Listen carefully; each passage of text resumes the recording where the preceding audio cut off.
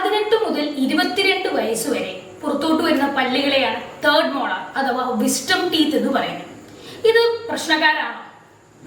ചിലരിൽ ഈ പല്ല് പൂർണ്ണമായും പുറത്തോട്ട് വരുന്നു, എന്നാൽ മറ്റു ചിലരിൽ ഈ പല്ലിന് പുറത്തോട്ട് വരാനുള്ള സ്ഥലമില്ലാത്തത് കൊണ്ട് പല്ല് ചരിഞ്ഞോ തിരിഞ്ഞോ മറിഞ്ഞോ വരാനായിട്ടുള്ള ചാൻസുകളുണ്ട്.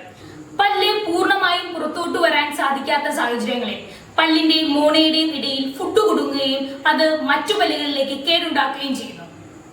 ഈ പല്ല് കവിളിനോട് ചേർന്നിരിക്കുന്ന സാഹചര്യത്തിൽ പ്രോപ്പറായിട്ട് ബ്രഷ് ചെയ്യാൻ സാധിക്കാത്തത് കൊണ്ട് അവിടെ കേടുകൾ വരാനും ഇൻഫെക്ഷൻ വരാനും പിന്നീട് വേദനയും നീരും വരാനുമുള്ള സാഹചര്യം ഉണ്ടാകുന്നു. പല്ല് പൂർണ്ണമായും പുറത്തോട്ട് വരാതെ എല്ലിന്റെ ഉള്ളിൽ തങ്ങി നിൽക്കുന്ന സാഹചര്യത്തെയാണ് ഇംപാക്റ്റഡ് മോളാർസ് അല്ലെങ്കിൽ ഇംപാക്ഷൻ എന്ന് പറയുന്നത്. ഈ സാഹചര്യത്തിൽ ഈ പല്ലുകൾ വേദനയ്ക്കും നീരിനും കാരണമാകുന്നു. അപ്പോൾ ഈ പല്ല് എന്തായാലും എടുത്തു കളയേണ്ട സാഹചര്യം എത്തുന്നു. ഇതുപോലെ തേർഡ് മോളാർ നിങ്ങൾക്ക് വളരെ പ്രശ്നക്കാരാണെങ്കിൽ അതിന് ഉചിതമായ ട്രീറ്റ്മെന്റ് നിങ്ങൾ സ്വീകരിക്കുക.